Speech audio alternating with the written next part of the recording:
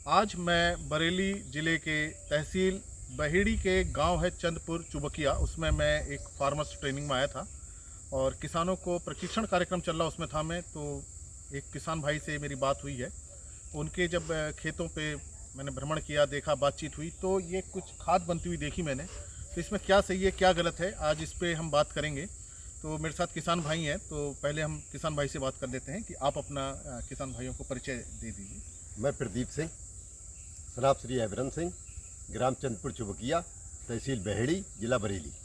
तो आप ये खेती कर रहे हैं काफ़ी टाइम से, तो आप कौन कौन सी फसलें ले रहे हैं? मेन फसल तो सब हमारे यहाँ गन्ना है। गन्ना, गेहूँ, धान। जी ये है जी। तो आज जैसे आपको प्रशिक्षण मिला, ट्रेनिंग दी गई, तो आपको लगा कि ये यूज़फुल है, लाभदायक है? जी, आपने मक्के की ट्रेनिंग दी हमें। जी। तो ये बढ़िया है, साल में 3 फसल बता रहे होंगी इसमें। जी। तो इसके लिए हम ज़्यादातर लोगों से विचार करके और ये खेती करवाई। हम खुद चाहते हैं किसानों को ज़्यादा लाभ हो, अच्छी फसल उगाए, अच्छा उत्पादन मिले। तो जैसे मैंने अभी देखा कि आपके ही जानवर हैं और आप इस तरह से खाद बना रहे हैं। जी। तो आपको ये लगता है खाद बनाने का तरीका सही है? आप हमारे यहाँ तो ऐसा ही बनाते। अच्छा, तो देखिए ऐसा है कि ये जो खाद बनाने का तरीका है ये सही नहीं है। अच्छा जी। देखिए ये जो आपने गोबर इकट्ठा किया है जी। अब ये गोबर में क्या होता है, जो नाइट्रोजन गैस होती है वो अमोनिया बन के उड़ जाती है। तो जितनी धूप पड़ेगी ये सारी अमोनिया बन के उड़ रही है। अच्छा। तो इसमें एक तो हमारा नाइट्रोजन बहुत कम बचेगा, दूसरा जब बारिश होगी, पानी इसका बहेगा, तो इसके अंदर जो दूसरा पोषक तत्व जैसे पोटेशियम है या फास्फोरस है, कोई दूसरा पोषक तत्व वो पानी के साथ बह के चला जाएगा। तो इस तरह की जो खाद बनती है उसमें बहुत ही कम पोषक तत्व रहता है। अच्छा। तो मेरा यही उद्देश्य है समझाने का कि जो अगर हम इस तरह से खाद बना रहे हैं जी, तो ये गलत तरीका है। अच्छा। इसमें हमारी खाद से बहुत सारे पोषक तत्व, खास तौर से नाइट्रोजन का बहुत नुकसान हो जाता है। तो जब हम खेत पर डालेंगे तो हमें इसका रिजल्ट नहीं मिलेगा। अच्छा। तो आपको जैसे मैं ये दूसरी तरफ देख रहा हूँ कि इधर देखिए जो आपने ये भी आप ही का है, जिसमें आप गड्ढे में बना रहे हैं। मेरा ये भी। तो ये देखिए ये तरीका सही है आपका। अच्छा। कि इसमें भले ही आप थोड़ा बना रहे हैं, तो देखिए जो एक तो छायादार स्थान हो जिसमें हम गोबर को डालें। थोड़ा सा गड्ढा और छाया में होना चाहिए था। आपके जानवर भी हैं। जी। आप दिखा सकते हैं इनके जानवर जो है, ये जो है हमारा पेड़, इसके नीचे थोड़ा गड्ढे को थोड़ा सा छांव में लीजिए ताकि सीधी धूप इस पर ना पड़े।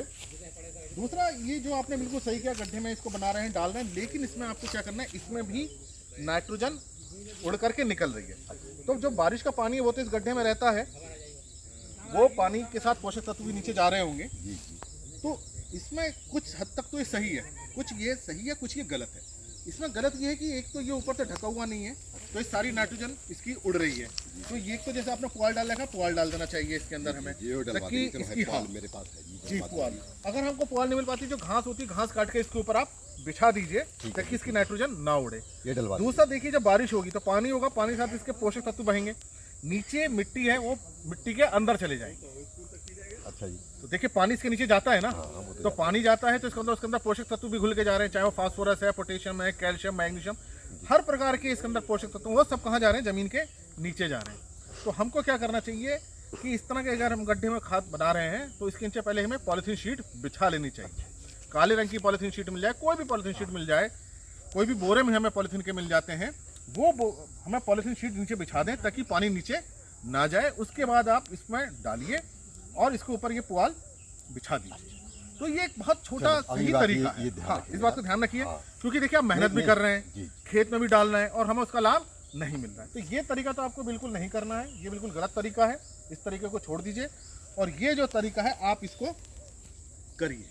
बीच बीच में कभी कभी हमें जब ये बहुत ज़्यादा हो जाता है तो इसमें पलटाई की जरूरत भी होती है ताकि इसके अंदर हवा जाए और ये खाद तेजी से बने। क्योंकि देखिए इसके अंदर सूक्ष्म जीव है, बैक्टीरिया है, फंगस है, बहुत सूक्ष्म जीव, वो इसको खाद बनाने का काम करते हैं, इसको डिकम्पोज करते हैं। तो उनको भी ऑक्सीजन चाहिए, हवा चाहिए, वो भी सांस लेते हैं। तो सांस लेने के लिए क्या चाहिए, हमें हवा चाहिए।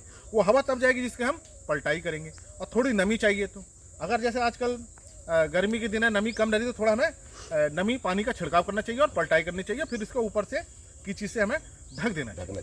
तो ये आप बिल्कुल एक तो गड्ढे में बनाएं, पहले गड्ढे बनाने से पहले इसके नीचे पॉलीथीन शीट बिछा लें, फिर गोबर डालें, फिर इसके ऊपर ये हम एक घास की लेयर रखें और बीच बीच में इसकी पलटाई करते रहें ताकि आपको इसकी अच्छी खाद मिले और अच्छा आपको इसका जो भी आप उत्पादन ले रहे हैं फसल का वो आपको लाभ मिले। तो आप ये नहीं करना है। तो सभी किसान भाइयों को मेरी सलाह है कि जो गोबरी खाद बना रहे हैं वो थोड़ा गड्ढा छाया में होना चाहिए और जो तरीका हमने बताया उस तरीके से करें, या तरीका बिल्कुल ना करें। ठीक है।